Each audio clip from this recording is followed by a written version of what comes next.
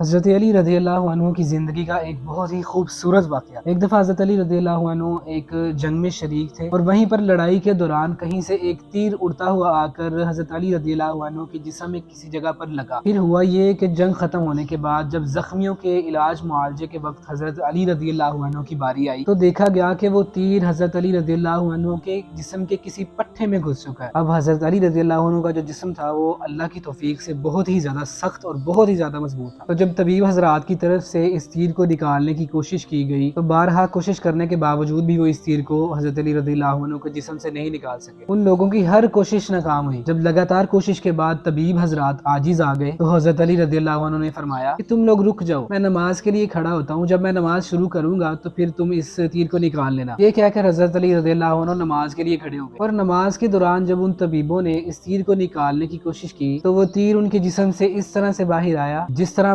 ملائی میں کوئی چیز نہیں گھسی ہوتی تو اس کو ہاتھ لگائیں تو وہ خود ہی باہر آ جاتی ہے۔ تو یہ تھا ان لوگوں کا ایمان۔ اب ذرا امیجن کریں کہ ان لوگوں کے ایمان کی کیا حالت تھی کہ اتنے مضبوط اور ناقابل تسخیر لوگ کہ دشمن ان کو دیکھ کر ہی کانپ جاتا تھا، لیکن جب وہ اللہ کے سامنے اللہ کی بارگاہ میں حاضر ہوتے تو ان کے وہی مضبوط جسم اتنے زیادہ عاجز ہو جاتے کہ جیسے بالکل ہی پگھل گئے ہوں۔ اور یہی وجہ تھی کہ ان میں سے چند صحابہ کو جب قتل کیا گیا تو وہ حالت نماز میں کھڑے تھے یا پھر ان کے سر سجدوں میں گرے ہوئے تھے، کیونکہ ان کے دشمن بھی جانتے تھے کہ ان لوگوں کو صرف اسی وقت تسخیر کیا جا سکتا ہے جب یہ حالت نماز میں ہوں یا پھر اپنے رب کا ذکر کر رہے ہوں۔ اور وہ یہ بھی جانتے تھے کہ اگر نماز کے علاوہ ہم نے ان کو مارنے کے بارے میں سوچا بھی تو یہ ہمیں جہنم واصل کرنے میں 1 منٹ نہیں لگائیں گے۔ اور دوسرا یہ کہ ذرا امیجن کریں اگر کسی شخص کو جسم کے کسی حصے میں تیر لگا ہو تو وہ کس قدر درد میں مبتلا ہوگا، اور پھر اگر اس کے جسم میں سے اس تیر کو نکالنے کی بار بار کوشش کی گئی ہو تو اس کے ساتھ کیا اس کے درد میں مزید اضافہ نہیں ہوا ہوگا؟ تو اتنے زیادہ درد کے ساتھ بھی جب وہ اللہ کے سامنے کھڑے ہوتے تو وہ درد بھی ان کے ایمان میں کبھی حائل نہ ہوا۔ ایسا ہی تو نہیں اللہ کے نبی نے ان صحابہ کو جنت کی بشارتیں دے دی صلی اللہ علیہ وسلم۔ اگر ہم لوگ کوشش بھی کریں نا، چاہیں بھی، تو ساری زندگی کی عبادتوں اور ریاضتوں کے بعد بھی ہمارے ایمان ایسے نہیں ہو سکتے، لیکن پھر بھی ہمیں اللہ سے یہی دعا کرنی چاہیے کہ اللہ ہمیں اپنے ایمان کو مضبوط کرنے میں مدد عطا کرے اور پھر اپنے اعمال پر ہمیشگی اور استقامت اختیار کرنے کی توفیق عطا فرمائے۔